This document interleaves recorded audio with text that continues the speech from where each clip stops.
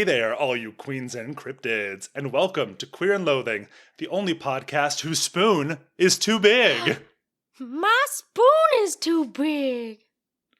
I'm your host, Brett Bodie, and with me, as sometimes, is one of my co-hosts. I am Mel. Samantha's not here. Yeah, Samantha's not here. We're doing some experimenting with the format. I've got a trip coming up, and there's a plague and a pestilence upon the land. And baby, I'm available. I'm available to record whenever. Come over anytime, bitch. Just bring your mics. Anytime anyone wants to come over to my house with a microphone, except you, the fucking feds, I'll go on the record. And today we're talking about a bunch of bullshit that we've seen or read or played or thought about. Yeah, so in our first episode, we said, we want to make sure we always make time. We're always going to make time in our podcast to talk about what we've been watching. And we've literally never made time. We always just have too much to say. I think we did it in the very first episode. Yeah. And then we're just yapping too much. So we've saved it up and we're going to just sort of talk about it now. We're freeform, we're loosey-goosey, and you're listening to it. Yeah. So Brett. Yeah. What did we watch last night? So last night, first of all, it was a Brett Day celebration, which some listeners may intuit that's my birthday. Yes. Very important day. Yes. Very important day, and it's sort of a season. Also, obviously, Brett Day is not just about me. It's a holiday for everyone. I always want to make that clear. I'd say it's more important than Flag Day, but less important than maybe Thanksgiving. It's like Memorial Day. Yes. Yes, if you're wondering where to rank it in your hierarchy of holidays, I agree with Mel's assessment. That's correct. I mean, it's weird because I stopped wearing pink after Brett Day. Because I'm wearing all of it. Yeah. Yeah, so I had a little Brett Day dinner with some friends. At that dinner, people asked me can we sing happy birthday to you? And I was like, I'd rather not. I don't really love that. We needed your consent. Yes. And I was like, I mean, sure, if you want, but whatever. And then one of my friends was like, what if we did that one where we leave off the to you and it's just happy birthday over and over? And I was like, okay, now we're talking. If it's a very ominous or weird happy birthday, then I'm down. But I only want an ominous happy birthday song. And I got to tell you what. The monkey's paw, just in that moment, wherever it was, curled. And I got to tell you what. My friends came through. Wonderful rendition. Very ominous. There was some muttering in my ear, and I loved it. And then Mel and I and a couple other friends went over to a nearby movie theater to watch Longlegs. The feel-good movie of the year. Yes. Which, not to spoil too much of anything. We may do a full episode on it later, so we don't want to spoil anything. It's birthday themed. Yeah, but it's fully birthday. It's ominous birthday themed, and there is maybe the most ominous rendition of the Happy Birthday song I've ever heard. It's certainly the most uncomfortable one I've ever heard. Yeah, and I could not believe it. I was in the theater my powers are at their zenith. And we were on this Brett Day. We were turning to look at you. I was looking over at you, just smiling, yeah, smiling maniacally, boy. just they made it for me for today. You're worth it. You deserve it. You're one of the few people who walked out of Longlegs on cloud 9. Yes. Feeling like $1 million. Agreed. I'm that tiny percentage of sickos who was oh my God, what a beautiful birthday gift that Osgood Perkins has given me. Everyone else came out with dilated pupils and radiating fear and 1,000-yard stare. Vibes. And you're it's Brett Day.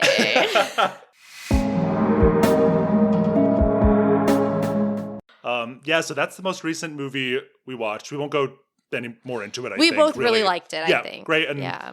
And if you've seen any of Osgood Perkins' other films, which include The Blackcoat's Daughter. The pretty little thing that lives in the house or whatever that one is called. I think that one's I like Netflix. That actress a lot.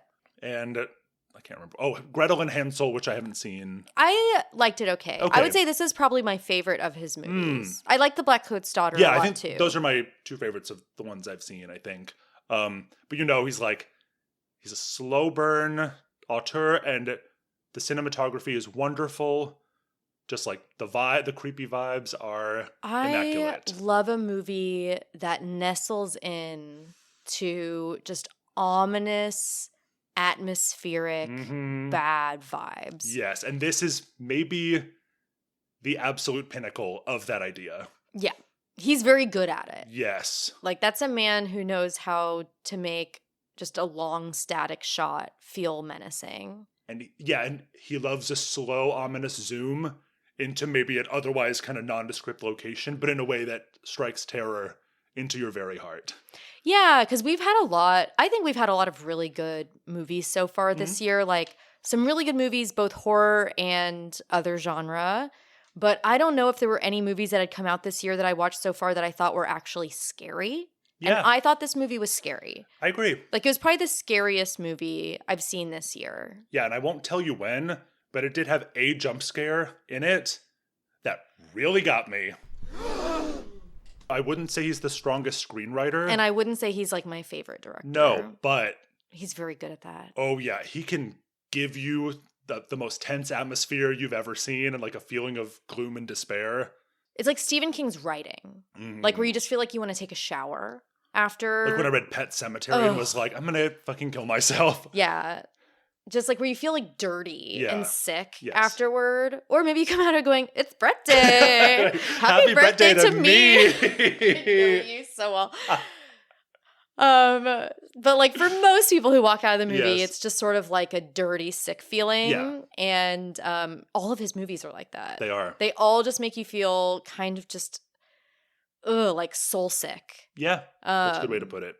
So we both enjoyed that. And then you said you went home and immediately watched The Black Coat's Daughter, which was, I think, fun his time, first bang, film. Very good also, I gotta say. Probably my other favorite of his. Really with Long stunning. Legs. It's beautiful. And what I also find interesting, because I would recommend both of these, especially Long Legs and The Black Coat's Daughter. And the latter features Emma Roberts and Kiernan Shipka. Well, Kiernan Shipka was in this one too, right? She was, and I kept, like, I recognized her instantly, and then my brain didn't want to believe it was her because she did look different, and it was she was doing a weird voice too. So I kept being like, I don't know. I was like going crazy that whole scene because I was like, I think that's Kiernan Shipka, but it can't be. But is it?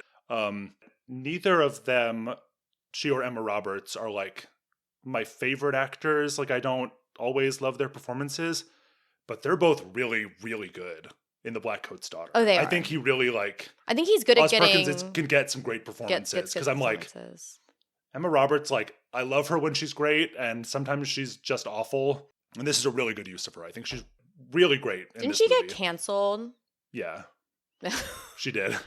She I think she apologized. She would right? So she made like transphobic comments to someone on set at some point, and also American Horror Story, and like beat Evan Peters when they were dating. Apparently, really? Yes, she Liza Minnelli'd him. Yeah, so she's maybe not a great person. I've never met her, so who knows? But I do really like her in this, and I really like her in Scream 4. See, I haven't watched all the Scream movies, but I really should. She's definitely a highlight of Scream 4. She's good at campy, bitchy, kind of like, I'm Queen Bee. She's good at those types of roles. And this is one out of her normal wheelhouse that I feel she really is really effective in. It's a very Black Coat's Daughter, that is a very understated.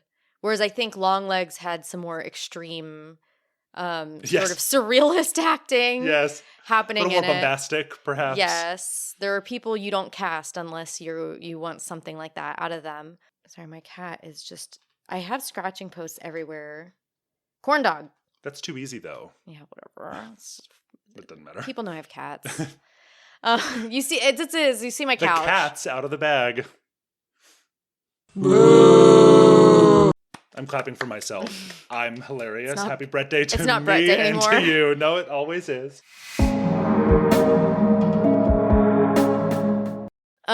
But no, what's her name? Micah Monroe? Is that her name, Monroe? I think, Micah Monroe. Micah, whatever her name is. She is like low key. So, and we wanted to talk a bit about Scream Queens, so I think we're just doing it. Sure, I'm ready.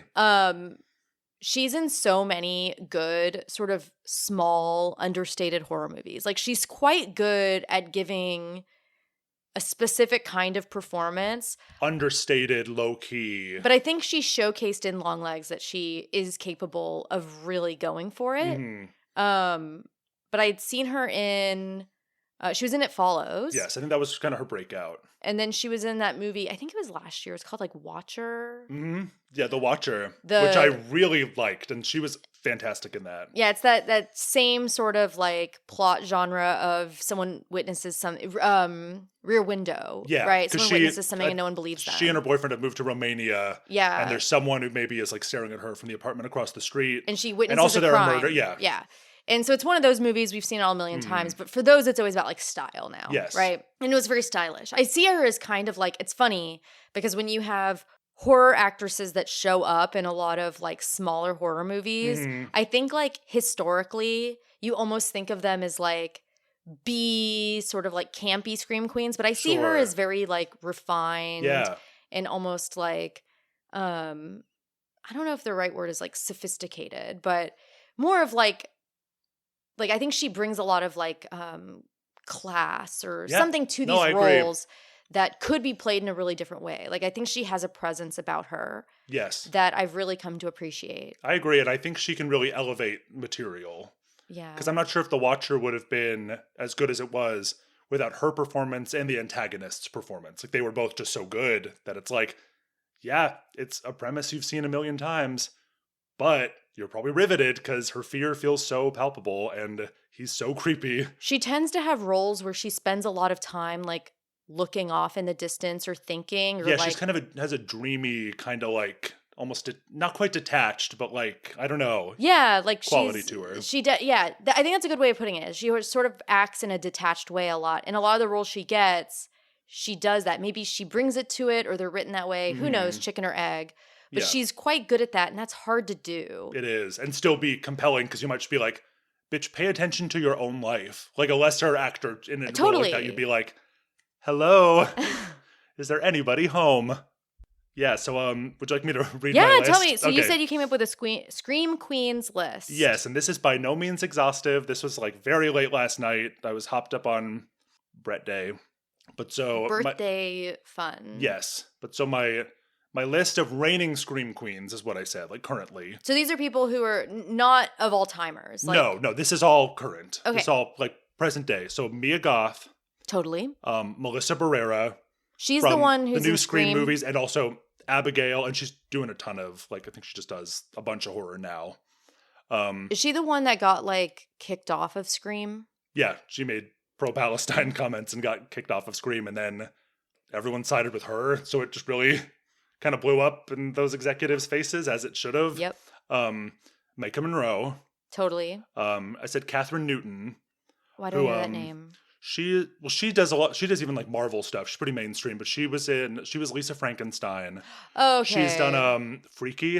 If you saw Freaky, I really which I liked actually Freaky. Love Freaky, and she's really good in that. I really like Freaky. Okay, I know who that is. Yeah, she's done a bunch of other stuff that I can't think of right now. Freaky was... But really, even if it's just Freaky. Like, Freaky was so cute. It was so funny. Yes, because it's a body... So, if anyone who doesn't know, it's a body swap horror kind of comedy, but it's not too farcical. The joke is literally Freaky Friday the 13th. Yes. That's what it was originally going to be called. Yeah. So she switches bodies. Her character switches bodies with Vince Vaughn's character. And he's like a Jason Voorhees style serial killer. And they trade bodies.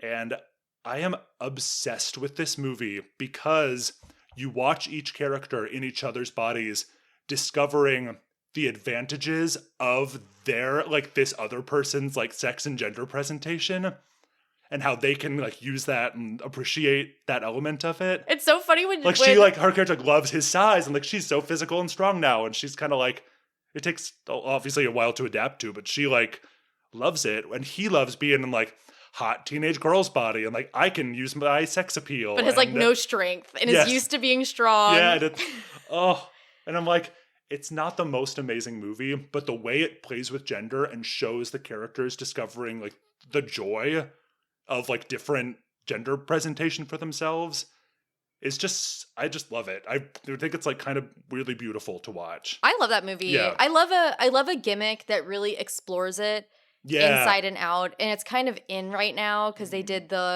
in my opinion, terrible It's a Wonderful Knife. Oh, I had high hopes and I thought it was fucking horrible. I thought it was fucking horrible. I know a lot of people didn't feel the same way. I actually really liked Totally Killer. I did too. That's what I was going to say. I kind of liked it as well. I kind of liked it. Yeah. Because that was the Back to the Future. It's Back to the Future, but also like Scream-esque. Like it's like or Halloween. Yeah. And I just thought it explored the jokes to a point where it explored them thoroughly, but didn't get annoying. I agree. With it. So like both, I would say Freaky and then, and Happy Death Day. Right. Like those are ones Which is the Groundhog Day one. Yeah. And so it's like these horror movies that are like, okay, we have a classic sort of like slasher premise, something really boilerplate horror. And then we're going to integrate the elements of like another classic comedy. Like high concept comedy. Yeah, and it's just so fun. Mm-hmm. And I've liked all of them except It's a Wonderful Knife. Me and too. It wasn't the premise that was the problem with that one. It was everything else. The worst script like of any movie I've seen recently. I just couldn't believe it. Because Justin Long is in it. Love him. But there's scenes where he's like talking and I'm like, what the fuck is going on? Right. Like, what is happening? And Joel McHale is in it. I love him. Again, I was just like, I hate when there's actors I love and I see them in bad movies and I think they're kind of bad in them. It like hurts my soul. I'm with you. And you like know they're not bad. Right. But they're I'm like, oh, but you're so bad in this. Can I talk about a movie I saw I didn't like? Yes. Oh my God. So every once in a while my husband and I will just watch, and this was like a weeknight. We'll just like watch like 4 movies in a row. Yeah. And we started watching the Mario movie, the animated Super Mario movie, and we both just like hated it. Oh. And we just turned it off. And then we're like, oh, let's watch the new Richard Linklater Hitman movie with Glenn Powell. Oh, yes. I think I actually hate Glenn Powell. Oh, okay. I don't like people, no offense if this is you, I don't really like people who have faces like that, where they're just like so commercially, he looks so like symmetrical and boring. And his performance in that movie, I think he's trying to flex, but I just find him extremely annoying. I've only seen him in like 2 or 3 things. Yeah, I haven't seen him in a lot. I don't get it. I like people who look a little more interesting, have a little bit more riz. But I hated it. I thought it was going to be like a fun action movie, but it was just a rom-com. Oh, and it was written in that style that rom-coms have like, there's a lot of rom-coms that have a very specific style of writing, like the way people talk, that I find extremely grating. Okay. And I actually really like romance movies, and there are a lot of rom-coms I do really like. Like I saw the, what was the one with, what's her name? The Hunger Games woman. Jennifer Lawrence. Yeah, so the one where it's Jennifer No Lawrence. Hard Feelings? Yeah. I liked it too. And I liked that one. Like I thought that was well written Me too. and sort of compelling. But like well acted. And, I'm always looking for a rom-com I'm gonna like. But I just didn't like that one. I didn't like I'm like quipped out. Yeah, I get that. Like I'm done with this style of quips. Right. So we turned that off. And it's like the cleverest, quippiest person you know in real life doesn't talk anything like these If characters. they did, people would find them so annoying. Yes. Like if they were always quipping like that. Yeah. Because I'm pretty quippy as a person and like making my little sarcastic comments, but I don't talk like there's a difference a between Joss being Whedon character. clever and being like a character. And so I find a lot of rom-coms, I just have to turn them off. Like I find them painful. So we shut that off. And then our Hail Mary was Serial Mom. Okay. And it was a great time. There we go. John Waters saved the night. Yes. We were like John Waters cheering. and Kathleen Turner. Oh, amazing. What a great movie. Yes, I also saw it Simple recently. premise. Well, it's on it just came out on Amazon Prime. Yeah. For people who have that. Go watch it if you haven't seen it. I think it's a more accessible John Waters. Yes. Some of his like later movies. Isn't he making a new movie? I think I saw that he's making a new one. But like some of his earliest films are, we'll just say, a little experimental. Yes. Which one did we watch at one of your movie nights? I had a movie night where we watched Multiple Maniacs, where Divine is like having, she gets raped by a lobster, like a giant lobster. But before that, she gets sodomized or does sodomy with a crucifix in a church. I think it's a rosary. That's what it is. And it is in a church. Yeah. And she gets sodomized by it. Yeah, no, that was... I like that one. That was really fun. Yeah. I mean, a lot of his movies are great, but like. But that one was way more off-putting. Where Serial Mom, I think a conventional audience could watch it and enjoy it. Can't be fun and got a big star, and the premise is just like perfect suburban housewife will kill to keep her version of this like perfect neighborhood and family. Yeah, she'll like try to ruin someone's life because they took her parking spot at the grocery store. Oh, I got her prank calls to that woman. It was so funny. It's a fun movie. It's she's like, is this a bitch on Cunt Street? And she's just like, Mrs. Cleaver. Yeah, Kathleen Turner's just cackling to herself in her house. It was very fun. So that saved our night because it was like getting a little rough. A little dire. Yeah. Yeah.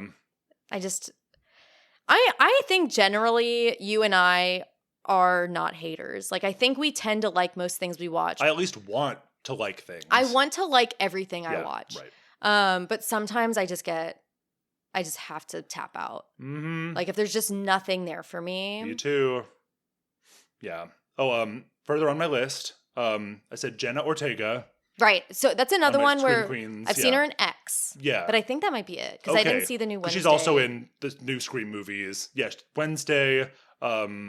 She's got a couple others too. I mean, she's everywhere now. She was in You as a young girl. Oh yeah, season 2. Yeah. Oh, and she was really good in that. Yeah, that was kind of one of those performances where you're like, this person, like they're young, but like she's got something. We'll see more of her. And obviously, you would have been right. Samara Weaving, star of Ready or Not. Ready or Not, I love. Yes. She looks just like Margot Robbie, but she's like 10 years younger. Yeah. Yeah. Hugo Weaving's daughter or niece? I think it's his niece. Niece, okay. Yeah. And then I said Lupita Nyong'o. Yes. Yeah, who's just now currently appearing in Quiet Place Part 1, but she's done a bunch of other horror as well. She was most famously Us. Yeah, she was very good. Roles, very good amazing. In Us. She was in this like zombie horror comedy called Little Monsters, where she's like a preschool teacher trying to save her like class like field trip from the zombies. I think like a lot of like we see this a lot when we go to the horror convention. Mm-hmm. There's a lot of actors who look down on horror. Like you're almost never gonna get, especially as an actor, you're not getting an Oscar nod for doing horror. Right. If Lupita didn't get one for Us and Toni Collette didn't get one for Hereditary. If Toni Collette did not get one for Hereditary, right. If Mia Goth did not get one for Pearl, then, it's not happening for you. Yes. Right? Like, it's not going to happen for you if it didn't happen for them. Right. It would have happened. It only happened for Silence of the Lambs because everyone just like decided it was a thriller instead. Yes. I was trying to choose actresses who I feel largely choose to pursue horror roles. Not only, but like... Or they've gotten big and they're still doing it. Yes, right.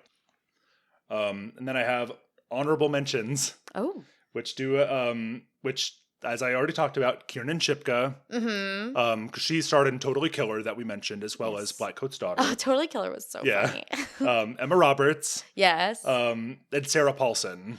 Yes, I think she's American Horror Story, but she's also done and Emma Roberts is also an American Horror Story. I think American Horror Story like kind of everyone feels kind of a way about it, and I think everyone's right. Yeah, I agree. Like, whatever your opinion is about American Horror Story, you're right. You're correct. You are correct. You're right to feel that way. Yes. But I think there are some actors where, like, I'll say Kathy Bates is someone who, like, you can tell she loves doing crazy batshit horror roles. Yes. Because, like, you don't sign up for American Horror Story if you're not into that. Right. Like, I feel like it's just so extra genre. So yeah, like Sarah Paulson, she's done other stuff, right? Right. She was in like Bird Box and Ratchet, that show. Yes. She and Lupita Nyong'o were both in 12 Years a Slave. Oh my God, I didn't know that. Sarah Paulson, like, I don't remember what it was, but like whacks Lupita Nyong'o on the head with something, some blunt object so hard. Oh shit.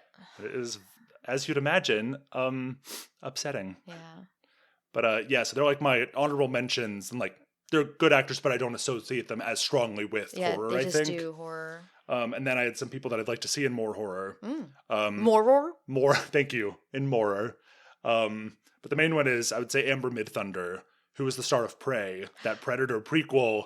And she had such great final girl energy in that movie. She was really good in that. And I just want to see more of that from her. Did you ever watch Legion? No. You should. I know. I watched like 1 or 2 episodes and liked it and just didn't come back. I really like we watched season 1 and then I think we probably got 3/4 the way through season 2 and then just stopped watching it for whatever reason. Yeah. It wasn't its fault. I mean, it's such a weird show. Right. That it's hard for it to keep momentum because it's just so all over the place. Mhm. But she does stand out because that's a show that has a lot of really good Okay, performances, yeah. especially Aubrey Plaza. Yeah. Is And really Dan good in Stevens it. is in that, Yes, right? and he's another Scream queen. Yes. Like, he's been in a lot of Yeah. horror stuff. But she's Amber Midthunder. That was the first thing I'd seen her in. Okay. Was Lee I knew she was Jin. in that, but I haven't watched it. Yeah, But yeah, she's really good. I really, really liked her. I think I've only seen her in Prey, but she really impressed me I hope in that. we see her again. Yeah, me too. And then I said Sophie Wilde, who was the star of Talk to Me. Yeah. She was just so great in that movie, and she really brought the darkness of that character, and her pain and all that. And then I said Lulu Wilson, who was one of the kids. I think she was young. You know, I don't know who I these know, people are. but you will. I do know who they are. I She just was don't know their young names. Shirley in House. Oh, Haunting of Hill House. Oh, Hill House. Yeah. And she also played Becky in that movie that was famous because the antagonist was Kevin James. I don't think I've heard of this Okay, movie. it's like Becky's like teenage girl versus And Kevin James is the villain. versus That's psychotic fun. villain. And I really liked it, and they made a sequel. And I think she's done some other. I think she was also in Ouija: Origin of Evil. Well, that like would she make does a lot sense of Mike because Flanagan it's stuff, and Mike she just Flanagan. was really, really good. Like she's done. I think she mostly works with Mike Flanagan, but I really like her. I feel like she's sort of a Scream queen on the rise because she's transitioning between child actor and adult actor right now. I mean, I'd say like along the Mike Flanagan route, Kate Siegel is kind of a Scream queen. I agree. I'm trying to think of who else. The one from Evil Dead that you saw. That you I saw almost the put her on panel. the list. Yeah, Jane Levy. Jane Levy was really good in that. Yeah. I mean, there's definitely like some really interesting people. Like, I just love genre films. Like, I just think there's so much more actors can explore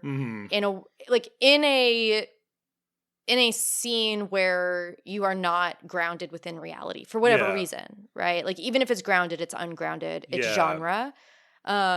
And I just love seeing actors who can really go for it. Yes. You know? Me too. Yeah, in a similar vein, I almost put Mary Elizabeth Winstead. Yeah. From like 10 Cloverfield Lane, and she's in Final Destination 3 and Death Proof. Yeah, so she's done a lot of horror as well. And Sky High. Yes. She's married to someone weird. Who's she married to? Ewan McGregor. Yeah, I was gonna say. And there was some scandal, like some cheating scandal, I think, when they met on Fargo, and now they're together. Yeah, I don't really know the story. For legal purposes, this is satire. This is not defamation. This is comedy. That's the one that we're worried about. Yeah. I think Mary Elizabeth Winstead's I going think to come our after lawyers you. have me in their crosshairs as we speak.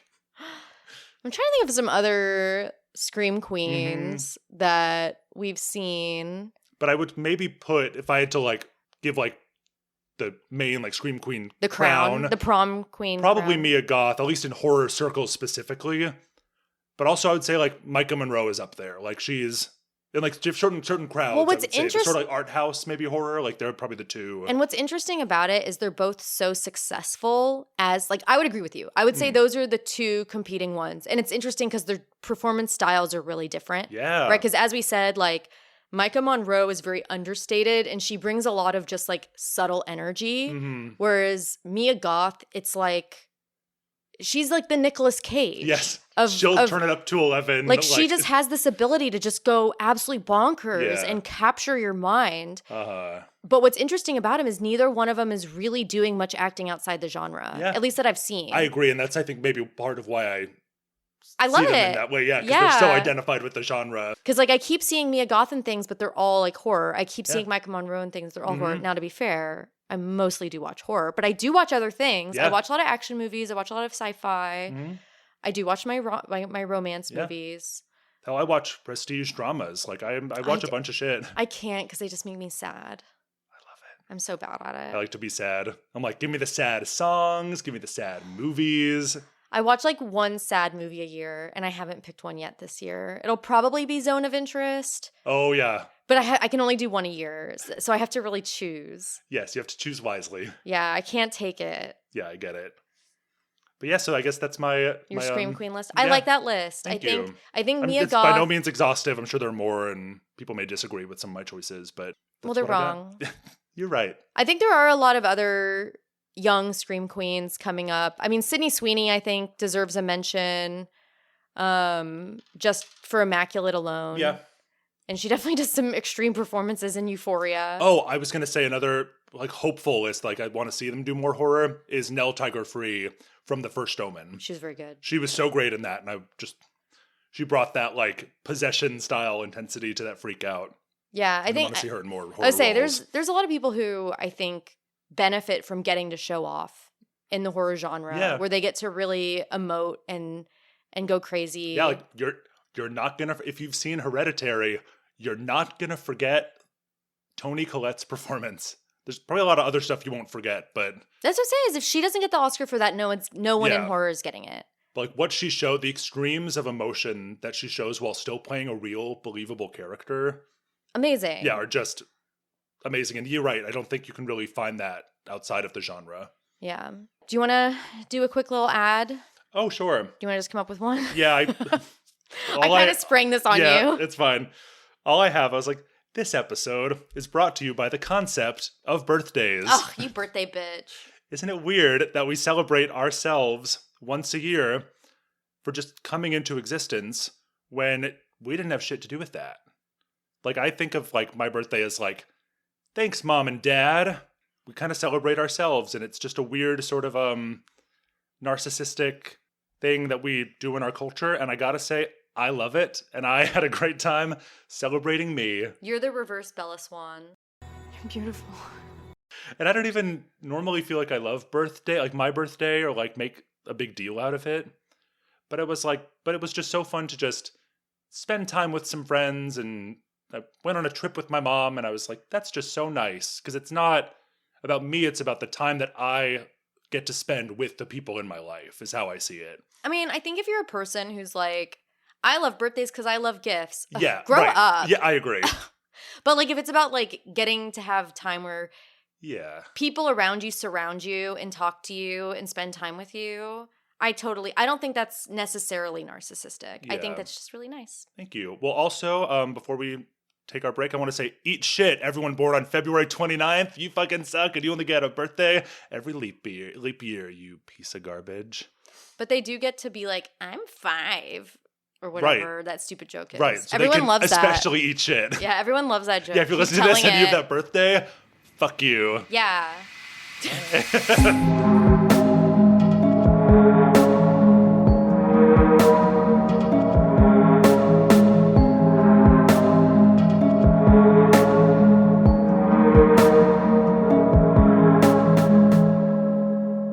Welcome back, everyone. I hope you enjoyed the break celebrating my birthday. Yeah, on that note, let's talk about how our country is cooked, as they say. And we watched a little movie this year. You see this really good segue. I do. A little movie called Civil War that Brett and I saw, and really sort of felt, I don't know, like existential for me. But yeah, I want to hear your thoughts on it because like both of us saw it when it first came out. Did you see it twice in theaters? I did. Yeah, you saw it twice in theaters, which I could not do. I'll just tell you that. And we really wanted to talk about it, but we knew we needed to talk about it on the podcast. So I don't think we even talked about it much. No, I don't think we did. We both talked about how very effective it was. Yeah. Oh man. Yeah, I wish I'd like thought about this like more in advance. But so let me just start by saying it was directed by Alex Garland, written and directed by Alex Garland. Whomst I stan. And I also really stan. So yeah. He made Ex Machina. True. Annihilation. He made Annihilation. And Men. And Devs. Yes. And then Civil War is his most recent. I think that's maybe even release order of those projects. Yes. Maybe Devs and Men You're right. might be switched. Yeah. But so he gets some criticism. People say that like his movies are as deep as a puddle. Like he tries so hard. Do they say that? Yeah. People like they're like he tries people so hard to grasp him. it. They do. That's what I mean. People really hate him, and I kind of get why, because of what it is that I really love about his movies, which is it's like I feel like he's very much a filmmaker who's like, I'm going to present this thing and I'm going to like ask questions through my work, and like you bring the significance. Like you like it's for the audience to like decide how they feel about these characters, their actions, the concepts at play. And if you're not willing to do that sort of, or, just your brain doesn't work that way. I don't think it's wrong to not experience movies like this. But if you don't bring that to the movie, it's intentional. That's not me saying like, I make the movies better by figuring them out in my head. It's like intentional on his part. And I really just love that. Like I've pondered over like Annihilation in particular. I love Annihilation. And I'm like the change metaphor and like the cancer metaphor and all of these things. And I'm just like, I love this movie and I could think about it forever. I think that's kind of how I feel about Ex Machina. Yeah. Because I get very fucked up about the concept of like, who is a person? Like what are we? Yeah. And that one has like an android basically. She's like an AI. Yeah. With like a robot body as well. Yes. But she basically can, think for herself and has her own motives and things that she wants from her life. Yes. And kind of like, and it's just like really beautifully explores, different people. But I think you're totally right. Cause I think we're very used to and I'm not even just saying as like society, I'm talking about like film snobs who have opinions on directors. Sure. Most people don't have opinions on directors. Yes. Right? This is like film sicko shit. Yeah. But that's like a lot of people listening and us. Yes. But like I think for us, right, we're so used to the directors who are like hit you over the head, no subtlety, like truly extremely shallow, like tell, don't show shit. Yeah. Or we're used to slobbering on the knobs of like the Denis Villeneuves or like the Panos Cosmatos sort of like almost like so surreal you can't even really truly parse it. Sure. Like where it's like the Brandon Cronenbergs, like the people who are really just avant-garde. Yeah. Like they are really thinking in a different way and they somehow get enough money to shoot it. And you can just sit there and just sort of like let it wash over you and really just dig into it because there is no actual literal meaning. Yeah. Right? Like it's just that artsy. And I think movies like Men and Ex Machina and Annihilation, they're not as shallow as what we're used to expecting, and they're not as artistically, like I would say, surreal. But that's okay. Yeah, and like, it really works for me. I would say you don't have to be truly accessible, and you don't have to be fucking Possession. Yes. Like you can just be this other thing where you're like, hey, here's a thought. What if, what, blah, blah, blah. And then he just shows you like beautiful visuals with like interesting characters that ground you into this idea and this question. You don't need to answer it by the end, and you don't need to like have a fucking stroke from watching the movie. Yes. Yeah, it's just so funny the vitriol a lot of his movies receive, and especially Civil War. And people, one of the main criticisms I heard from like film people is like, oh, it's like centrist bullshit. That was what I heard from a lot of people. I think those people just totally didn't get the movie. Right. I was like, I don't think it's about any of the like political factions or their beliefs like at all. I think to me at least. It wasn't to me either. For me, I was like, it's about how like it doesn't really matter what the motivations are to get into a war, but especially a civil war, because once you're in it, here's what happens. These are the types of people who profit. These are the types of people who thrive, or like these are how people dissociate and don't deal with it.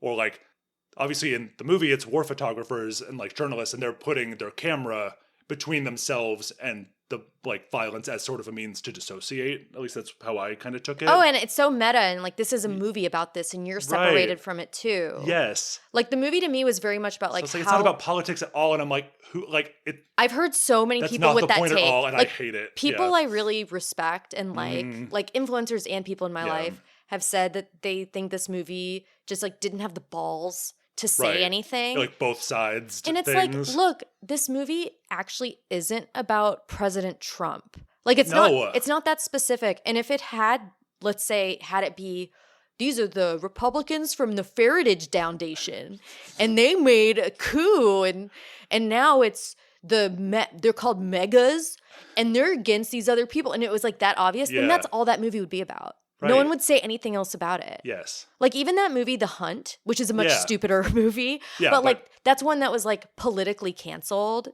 Although I think it was just which was also like nonsense. Like why was it? Because like it was just it's nonsense. Yeah. But like that's a movie that like was really poignant in more so because of the stupid complaints people had about it. Because it was about like drummed up nonsense. Yes. Right. Being that was taken literally too the point. far. Yeah.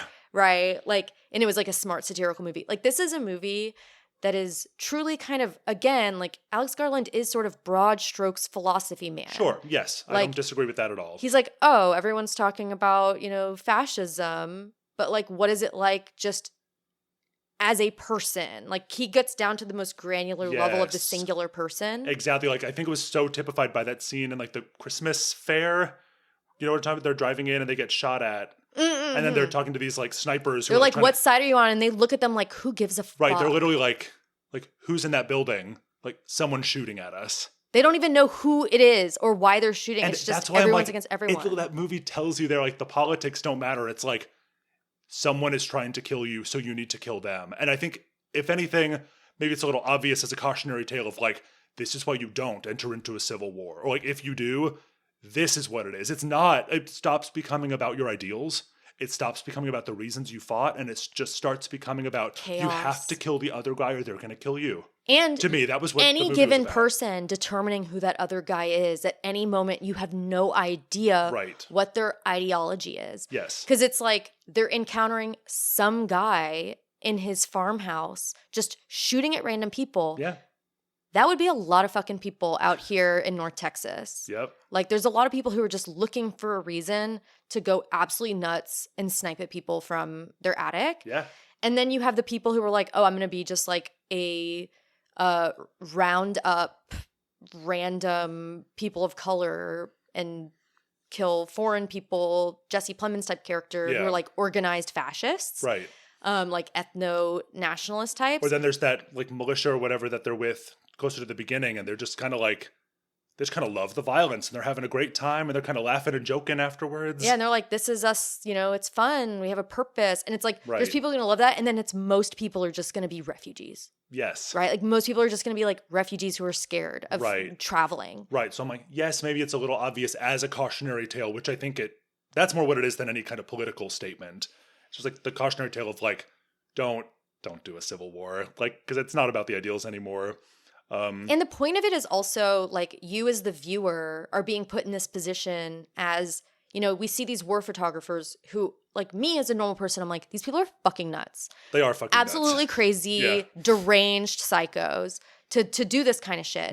But you also as the audience are like, I want to go to DC. I want to see what's happening there because like we do want to see it. And we just live in such like crazy times right now. And like, if anything, it's kind of like we as people who wouldn't do it are lucky that those people do exist, because otherwise we wouldn't have those photos. We wouldn't know what's going on in DC because there'd be no one to tell us. I was thinking about Civil War just saying at the time of this recording, there was an assassination attempt today on Donald Trump, right? And what I thought about Civil War is that there's this picture that's going around where he has the fist raised and he has blood on his face. And I'm like, that fucking photographer looked down at their camera and they were like, I just took the most important picture. Like, I just took the most important picture of the past decade. Like, that happened today while we were filming this. And I just thought of Civil War because I think like a lot of people, I've seen movies, but I've also, especially nowadays with TikTok and everything going on with, the war crimes, I am seeing a lot of shocking stuff like all the time. But it used to be, these famous pictures, Tiananmen Square, or the girl with the Agent Orange napalm picture, or the guy you know what I'm talking about? Getting shot in the head. Yeah. Like these pictures you see, and it's like, yeah, there's someone taking that picture. I don't know. It's like we forget. Yeah. At least I do. But I think this movie was really sort of shining a light on, like, what do we want to see as a society? Like, do we want a civil war? I think we can know his opinion is no. Yeah. I have to agree. And he doesn't glorify it, but he shows the people who. I mean, the ending of that movie, the last scene, where it's like an Abu Ghraib style picture, I was shook. I was also pretty shook by that. Like, I would say that the movie had like one of the most like gut punching endings that I saw coming from a million mile. Everyone knew how that movie was going to end, but it still like hit me like a ton of bricks to actually see it. Which I think that speaks for itself. Like, that's kind of amazing that it was not even really foreshadowed. It was almost just like essentially told to us what was going to happen. And it still hit me like a ton of bricks. I need to rewatch it. I've been kind of putting it off because it's heavy. Like Mm. I don't know why it affects me so much. And Because seeing like the missiles being like the missile being that's launched at like the it. Lincoln Memorial and stuff. Where I felt like ill. another thought I had was like I also felt like it was some of his Alex Garland's commentary on action movie tropes. Where like, oh, like Independence Day, the White House is getting blown up, or like it's this landmark Olympus getting blown up. has fallen. Yeah, because it's the first time because I've seen a million of these movies where so many things get destroyed. I mean, on my literal arm, I have a tattoo of the Mars attacks, aliens. There is the Empire State Building being exploded on my literal arm. This does not normally impact me, is what I'm trying to say. Yeah. Like, I am not someone who I like going into this, I did not think I was going to give a shit. But the way he was able to capture it is when I was watching, it was like an RPG blowing up the Lincoln Memorial. Yeah. I was like, because I felt more upset about it than I did during January 6th. Because it just, like, maybe this is me being deranged, but I was just like, I did not think it would be that effective. Yeah. But he did such a good job of really grounding, like, this is real. Like, you're in denial, Mel. Yes. Like, this is not okay. This is next. That was the post-credit scene, if you didn't stick around for it, when he addresses Mel directly. Oh, yeah, God. I agree. And I just almost, It makes you reckon with it. Yeah, exactly. And just, how, like, you've seen these types of images, but in this context, you're going to feel differently about them. Or it's like you can memeify this shit, but in real life, you know what it's going to be? It's going to be Jesse Plemons fucking shooting people because they're from Hong Kong. Right. Like, that's really what it's going to boil down to. Yes. You know, it's going to be that guy. It's going to be crazy sniper guy. Right. Think about all the crazy people you've seen on Facebook. You trying to have a civil war with those people? Think about the worst person in your family and what would happen if they were really pushed to the fucking brink. Yeah. Like, think about, like the person and who were is possibly armed by a like organized militia for the purposes of fighting a civil war. Totally. Like, there are so many. They don't even have to be gun nuts. Like, they could get a gun. There are so many people who have just gone absolutely gonzo bonkers in like the past 10 years. Like, I've seen it. I don't know. Yeah. Like, Civil War, I think it's like that for me, or Dune 2 is probably gonna be my movie of the year. Because both of them just felt so like prescient, like, and immediate, and like just felt like very much about like alarm bells, guys, kind of movies done in artsy, interesting ways. Absolutely. But yeah, I think people who were being mean about Alex Garland, like, just stop watching his shit. Like, yeah, and I'll be the first to say, like, it's not like I think that his movies are for everyone, or that you're wrong for not enjoying them. I just but they are for me, and I love to just like chew on them and think about them and be like, because I'll interpret some of his movies like differently on different days, or I'll read some internet comment about it like that someone made 5 years ago, because I'm like that, and be like, holy shit, I think they might have a point. Like, I don't know if I fully agree, but, and then kind of going back, and I just love puzzling through movies and bringing my own interpretation, and I love when it changes. So for me, Alex Garland is one of the ultimate filmmakers for me. Like, I would say he's one of my favorites. He's one of my husband's favorites. Yeah, I just love his, and also they're beautifully made. Like, great cinematography and really good looking. And I mean, Annihilation is one of the most striking films I've ever seen. Yes. And able to really capture this idea of like eldritch otherness that is just like so often tried, and usually goes in a direction of just like black tentacles, which, hey, I'm not hating on black tentacles. No. Okay. But it's nice to see something else. Nice to see a different interpretation of like, see a blob that becomes you when your blood falls out of your eye, or whatever it was. Horrors beyond comprehension. Yes. Maddening horrors we can gaze upon. Ugh. He's good at that. He's very stylish, and he makes, there's two different types of like sci-fi movies. There's like schlocky crap you're not supposed to think about too hard, and movies where thinking about it is the point. Yeah.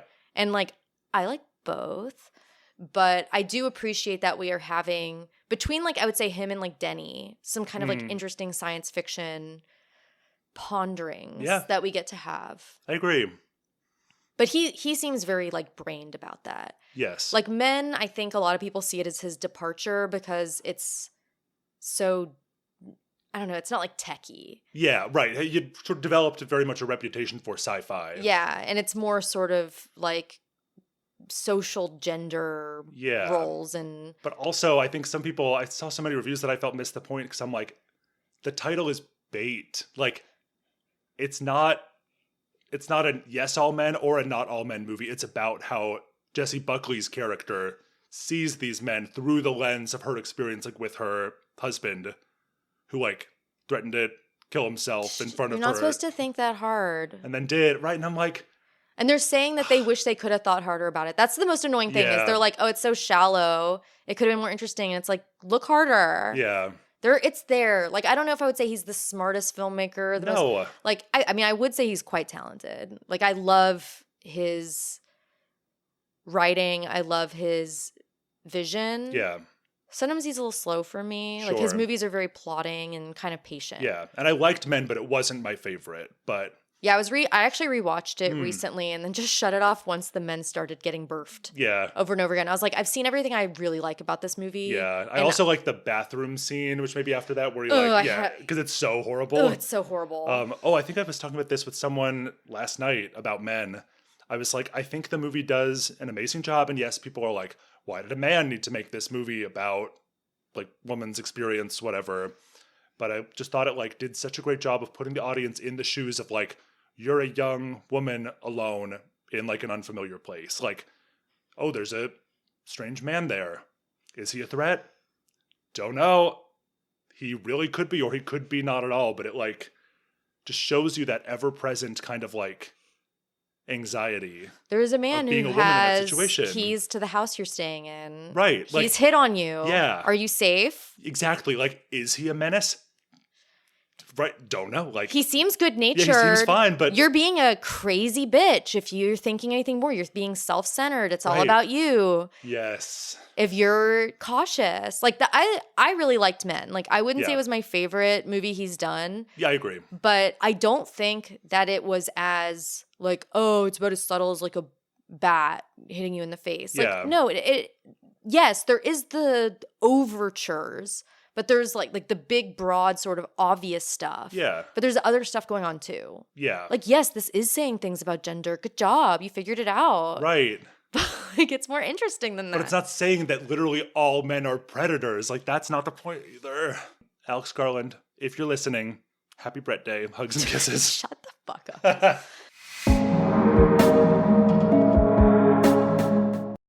As we were talking about this, I saw you typing Banshees of Inisherin, and I do want to talk about that. Oh, good. I really liked it. Me too. I don't know if I'll watch it again because it was Oh, I will watch it again. I loved you're it. sick. Oh, I thought it was so funny. It was, but it was just like I mean, felt also sad. also soul crushing, It was obviously. soul-crushing. Yeah, and it like that one. It's like it's not a horror movie, but it's got some bad feels. Like it's not it's certainly not the furthest thing from one. There's some body horror, There is. specifically hand related. That's true. A lot of Oh, hand there related sure is. body horror in that one. It's really good, guys.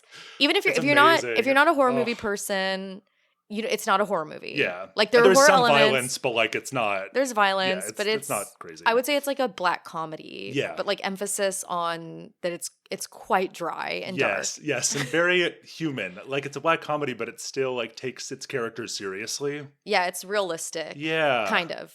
Yeah, I really, really love. I don't that know what movie. Irish people are like. Maybe they're really like that. They probably are. Yeah. So, I almost don't want to talk too much about it. Just like Yeah, I go saw watch it and it. I loved it, and definitely go watch it because it was probably one of my favorite movies of the past like year that I've seen. Put on subtitles. Yes, definitely. Thick Irish accents, and I need subtitles. Oh my god! I need subtitles with like anybody with any voice Yes. that's different than mine. I am just like totally unable to process what people say to me. Well, you know who I wish would just put subtitles in their movies for theatrical release? Robert Eggers. Because I saw The Witch and I saw The Lighthouse, and after both, I was like, I think I might have liked it, but I need to watch it with subtitles so I know what anyone was ever saying. It's like when I watch Shakespeare, where you like get the vibe, Yes. but you like don't like you have to Yeah, sit. I'm You have to not catching literally it, yeah. take a class to Yes. understand it. Like, I'm not catching a word of this. You have to spend 4 months to understand literally what they're saying. But like, Yes. if anyone goes to a Shakespeare play, Yeah. you basically get the Right. broad vibe. Yes. Even if you're like, it's basically in another language. Yeah.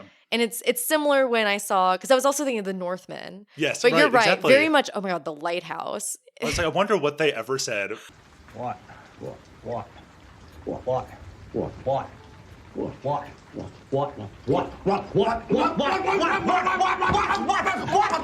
what I mean! You're fond of me, lobster. I got, you're fond of me, lobster, and I think that was the one sentence I caught. That's all you needed. Yeah. But no, I agree with you. Is like, I am actually really excited about the Nosferatu movie, but you're right. Like, without subtitles. And bro, just put subtitles in the movies, and then you can give the characters all the accents you and want. put it in a font. Yeah. You put it in like a font that works Sure. with the vibe. Right.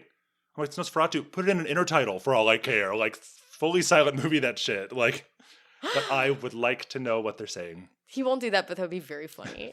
If he had silent movie, like Robert Eggers, who's done these like really slow, serious like movies. Well, I wouldn't say Lighthouse is serious, but like I would say The Northman and The Vivitch or like take themselves very seriously and should. And then he just did like a campy silent movie in Nosferatu.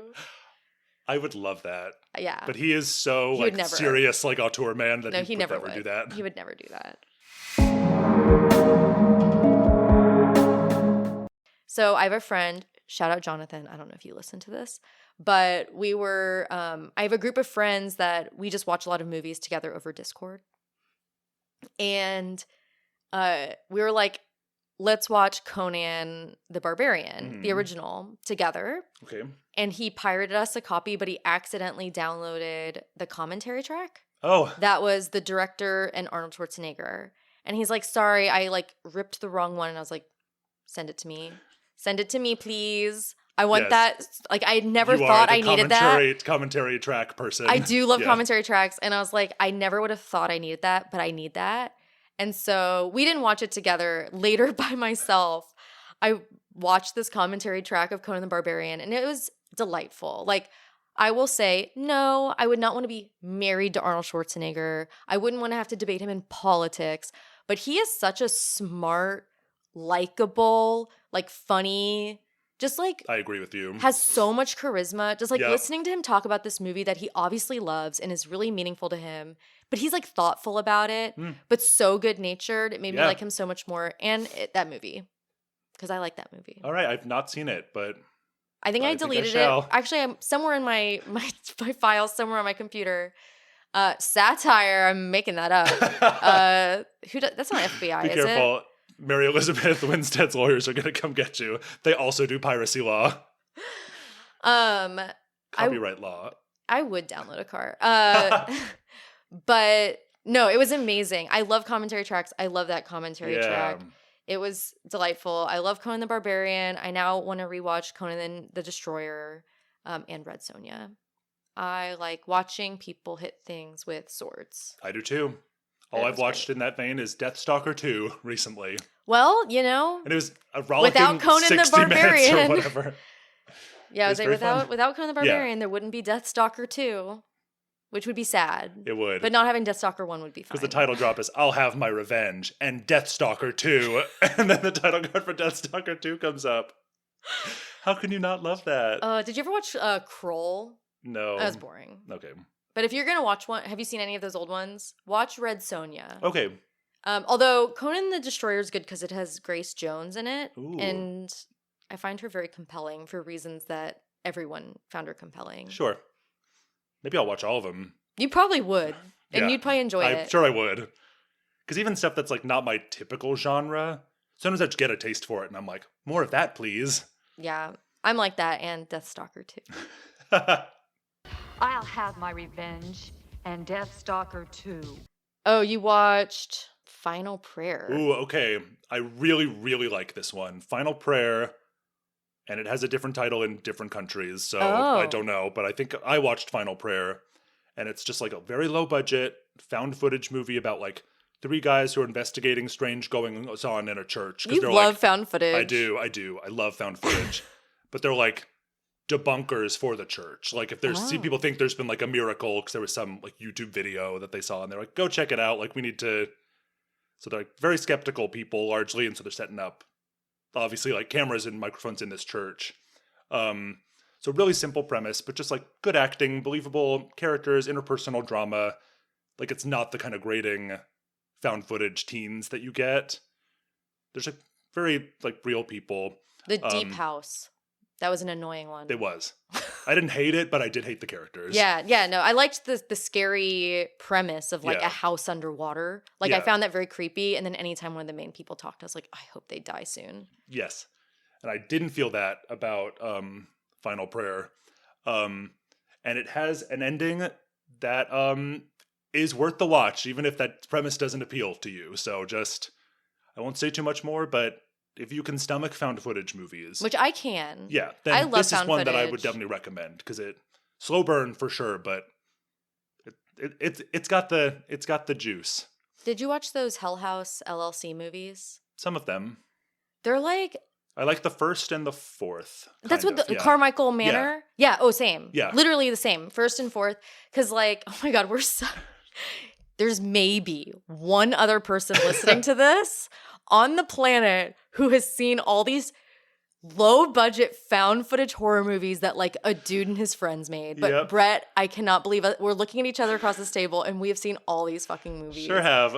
Okay, but what I was going to say about Hell House LLC movies is there's nothing about them that seems special, Yes. right? But they're really effective scares. Like almost like the first and the fourth one scare the shit out of me. Yeah, and like it's not about the plot, it's not about the characters, Doesn't it's matter. not about the The lore. lore It's does not matter. about the scares, and they will get you. Oh my God. I Yeah, feel there's- sick. Okay, so there's a scene in the fourth one where she's like doing that realtor call.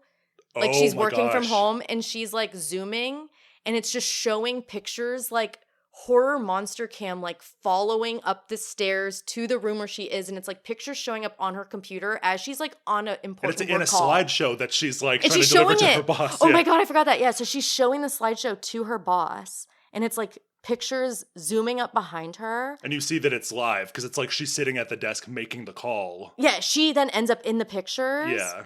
And it's like, I wanted to throw up and cry. And I was like, this movie's so dumb. I'm barely following what the lore is. Who Yeah, cares? right. But that scare, scary. And it's got creepy There's clowns. also the creepy clown in his bedroom. Oh my God, it's so Yeah, scary. that was another one where I was like, I think I just messed my pants a wee bit. Emphasis on we. Well, it's like, Thank you. cute. Well, it's like that other director, I think his name's like Rob Savage, the guy who did The Boogeyman and Host, the Zoom Oh, movie. yes. Where it's like, again, I Okay. don't think his movies are like groundbreaking in a lot of ways, although I thought Zoom was very clever. Yes. Or Host, the Zoom movie. But the scares are so effective. Like people, like sometimes there are directors who just understand how to do an effective scare without it just being like, look, I also watch all the Paranormal Activity movies, which I know Brett does too. If you're watching all the Hell movies, if you're watching those, you've seen all the Paranormal Activity movies, I right? have. Like I like those movies, but the jump scares in them are very forced a lot of the time, and like we're just watching it because we're just in it. We're Yeah. gonna watch all those movies. Yeah. But the Hell House movies, I think, are trying to do some more interesting stuff, and I agree with you. First and fourth one, if you want something scary to watch, person who's definitely never seen these movies, Yes. watch Hell House LLC 4. Don't worry that you don't watch any of the other ones. Don't matter. You'll understand the lore the same amount that I did. Yes, from having watched watching the other others. ones. Yeah. Oh, speaking of exorcisms, because you're talking about the final prayer. Yes. Do you watch Evil?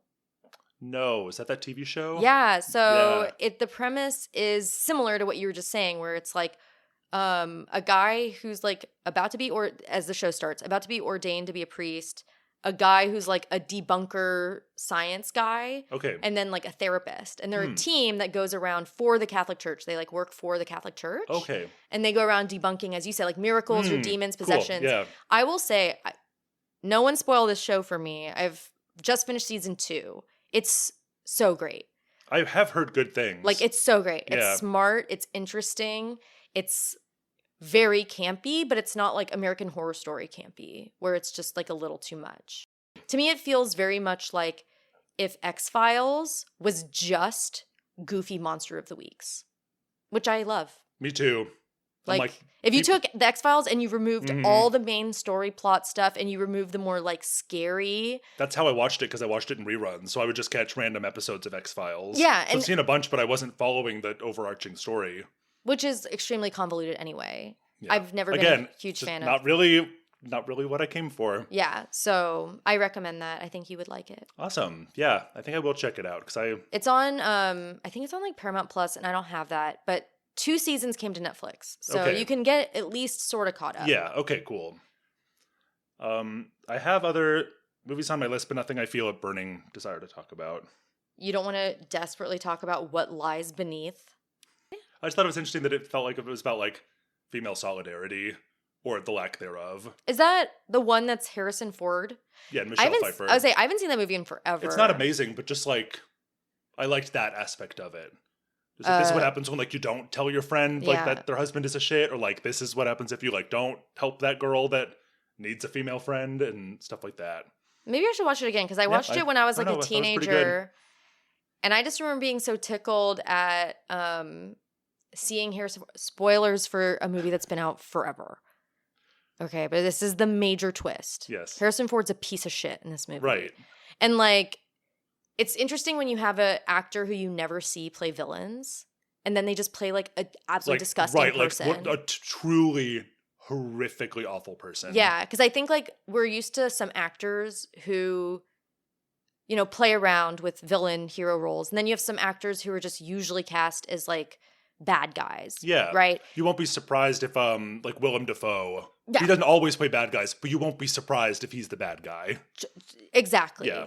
Or like a Javier Bardem. Like like someone Christopher Waltz. Like these are actors who like clearly love to play villains. And then you have some actors like I would say Giancarlo Esposito. Yeah. Or like they just play like maybe not necessarily heavies, but just like people who tend to be villains. Yeah. Like they have those kinds of roles. So I love it when you have an actor that you're so used to seeing only play good guys. Play a villain. Or the converse of that, which is a little more rare, which is someone who usually plays villains and then they play like someone really nice and goofy. But it's always fun to see when there's an actor where you think you have them kind of figured out and then they do something interesting with it. And that's what I remember about that movie. I was like, one, Michelle Pfeiffer, always a babe. Right. And then Harrison Ford, also a babe. Yeah. But playing a piece of shit. Yeah. And I think it's kind of like the ideas are good. Like it's not an amazing movie, but the ideas are good and the acting is really good. Like they're just really strong actors. I need to rewatch and that it. helps a Maybe lot. Yeah. I apologize to that movie. I put stank on your name when I said it.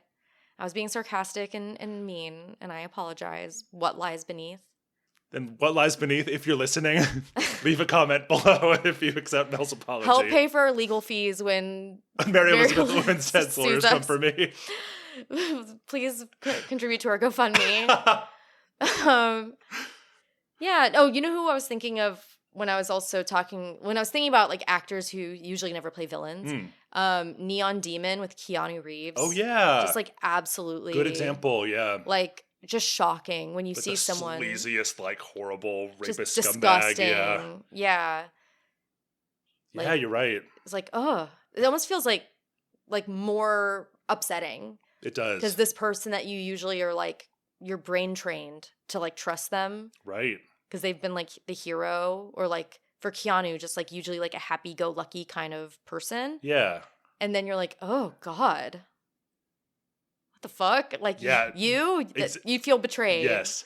And I love when movies do that because it is so effective. So that was a lot, but okay, where can people find us? yeah, thank you. Before I say that, thank you to everyone for doing this experimental episode with us. Oh yeah, sorry. Is it gay? Yes, I am gay. Yeah. Do I loathe? Yes, I loathe. Yeah, we're actually just the queer and loathing here today. There's no Samantha, so there's no one here to ground us. No. We're just queer and loathing. So send your hate mail to Samantha if you didn't like this episode. Yeah, actually, if you love this episode, that's awesome. If you didn't like this episode, you can find Samantha on Instagram. Her home address is... But you can find us at Queer and Loathing. That's our Instagram. Samantha reads all of those comments before I do. Is it a Queer and Loathing pod? Yes, sorry. It's at Queer and Loathing pod. And then at Queer and Loathing pod at Gmail is our Gmail. And then we're also on Letterboxd. Yeah, and you can send your lawsuits also to Samantha. Yeah. Oh, she actually made him say that. Like, she signed like an affidavit, but then she like, after Brett signed it, she burned it up. So Yeah, I thought that was kind of shitty of her, but I'm in a forgiving mood. yeah, she's just like Harrison Ford and What Lies Beneath. You think she's the good one. Yes. But You're used she's to her being sinister. the hero. Yeah, you're used to typecasting her as your hero and your audience stand-in, but she's the most sinister of us all. And that's why you're so shocked right now because of this amazing twist. So for more amazing twists like this, just keep listening, y'all. This has been fun. And it's also been Queer and Loving. Yeah, at Gmail. Okay, I'm All right, until next time, I'm Queer. I'm Loathing, and we're Samantha. And we're Samantha. And so are you.